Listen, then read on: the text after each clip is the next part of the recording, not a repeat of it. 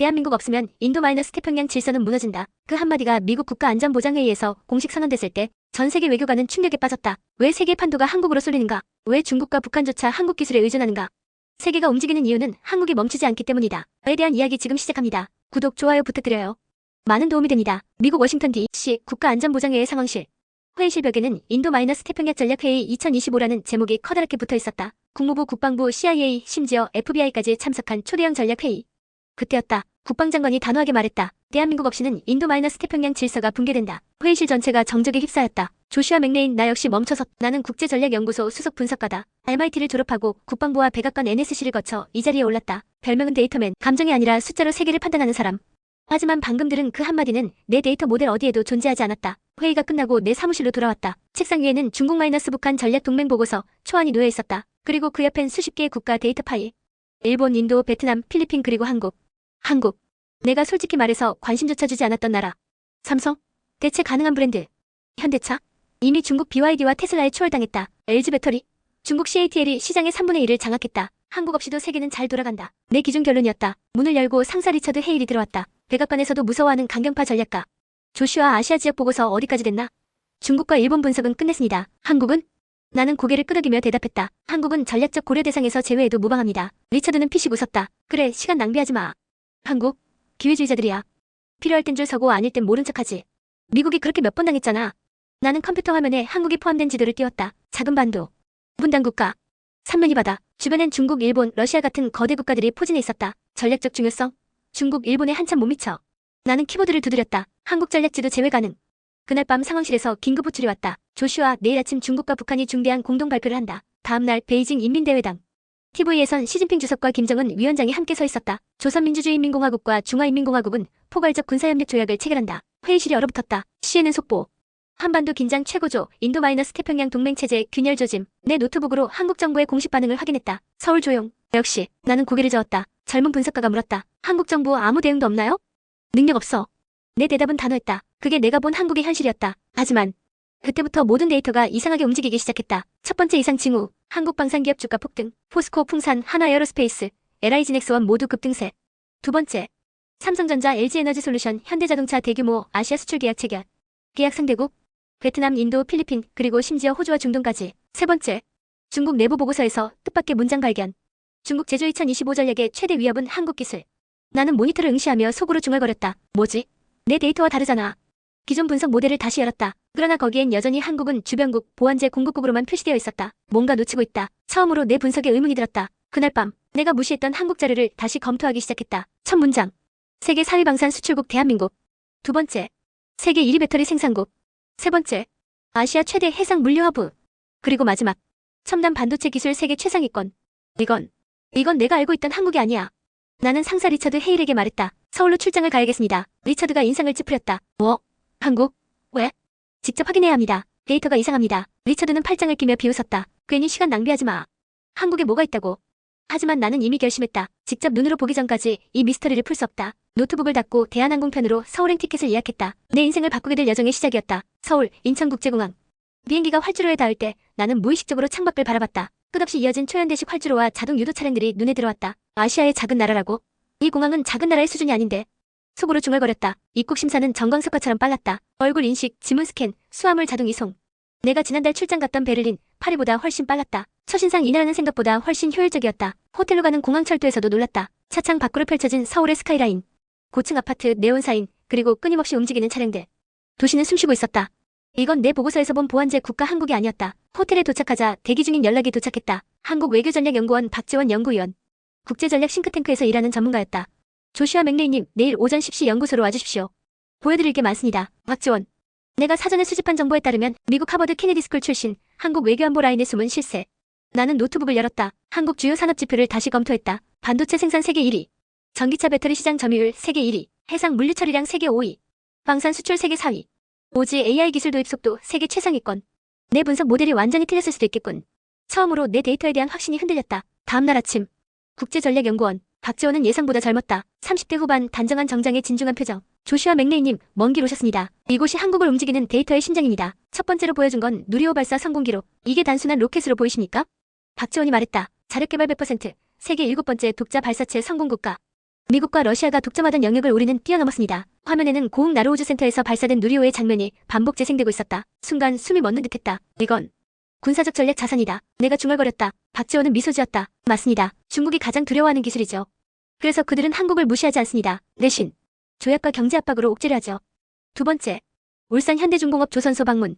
거대한 LNG 운반선과 쇠빙선들이 끝없이 건조되고 있었다. 박지원이 손짓했다. 이곳은 세계에서 가장 많은 선박을 건조하는 곳입니다. 중국조차 의존하는 유일한 선박 공급망.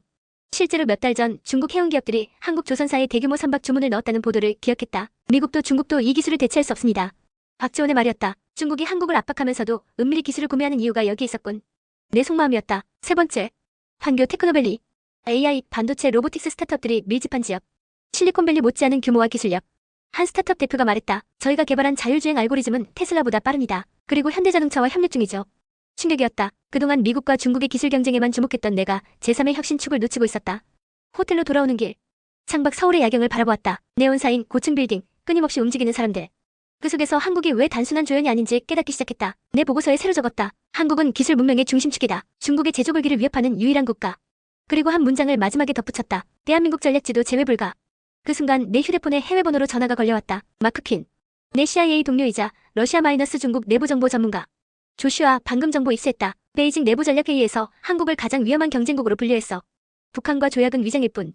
진짜 목표는 한국 기술의 견제와 탈취다. 나는 주먹을 꽉 쥐었다. 이제 모든 퍼즐 조각이 맞춰지기 시작했다. 미국 전략지도에서 한국은 절대 제외될 수 없다. 오히려 중국의 군사경제 전략을 무너뜨릴 핵심이다. 그리고 나는 아직 보지 못한 한국에 진짜 힘이 있다는 직감을 느꼈다. 그 힘을 알아내야 했다. 내일 박지원과 다시 만나기로 했다.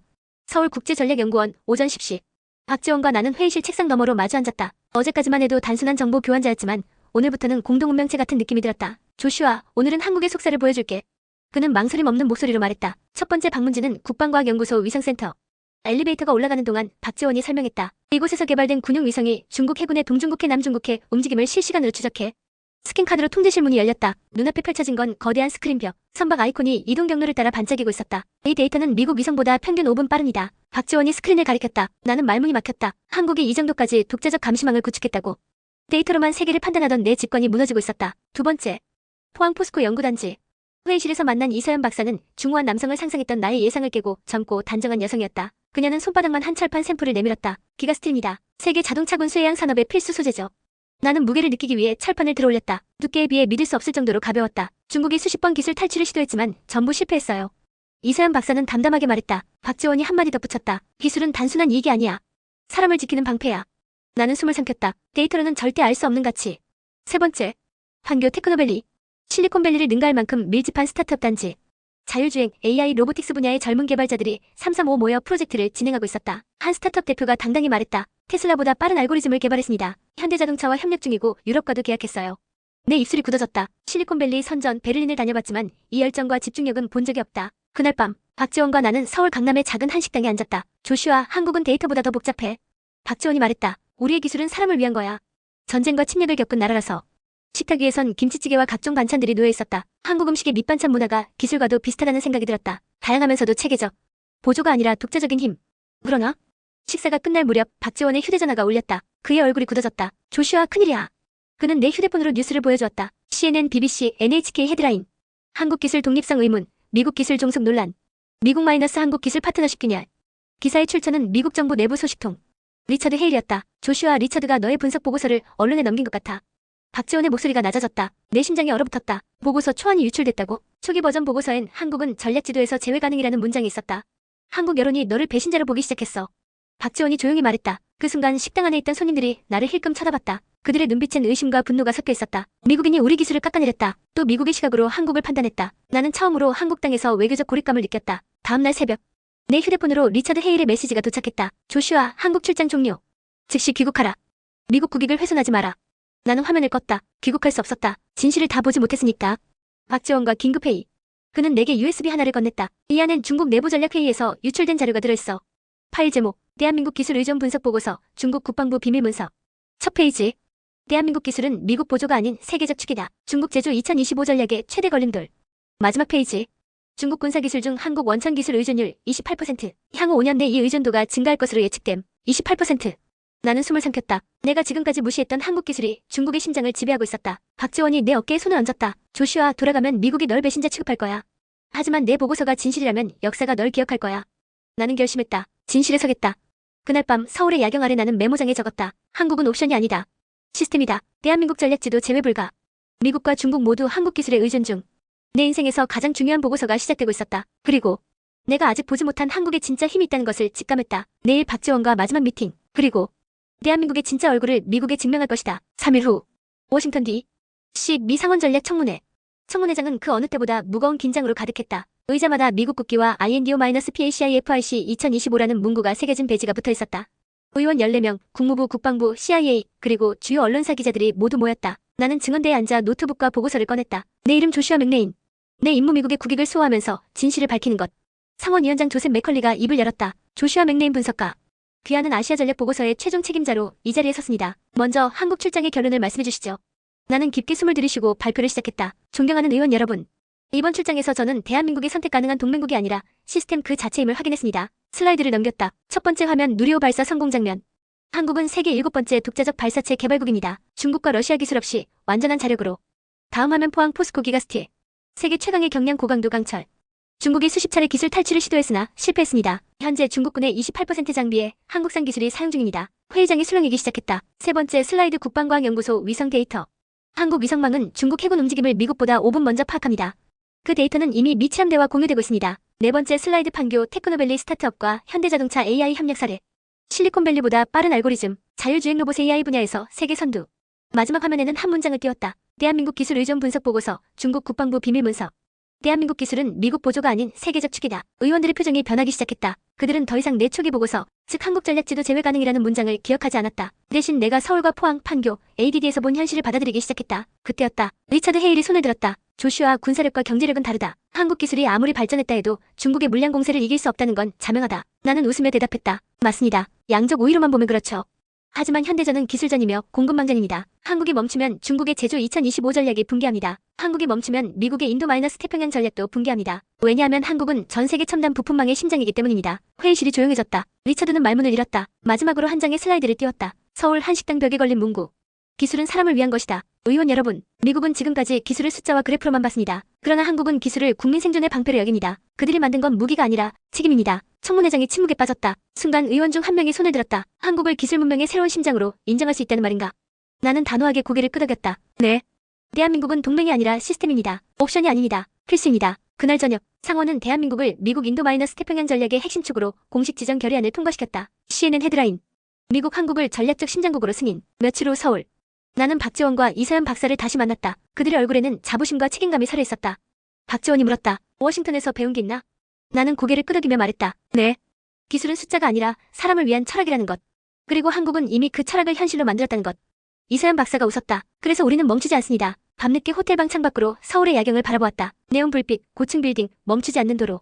그리고 무엇보다 한국인들의 조용한 의지. 내 노트북 보고서 첫 줄에 새로운 문장을 썼다. 세계가 움직이는 이유는 한국이 멈추지 않기 때문이다. 그 순간 내 휴대폰으로 미국 국무부에서 메시지가 도착했다. 미국 한국 기술동맹 3단계 협력 시작. 한국 공식 핵심 파트너 국가 지정. 나는 미소 지었다. 그리고 박지원과의 마지막 대화를 떠올렸다. 조슈아, 데이터는 진실의 반밖에 보여주지 않아. 나머지 반은 인간의 선택이야.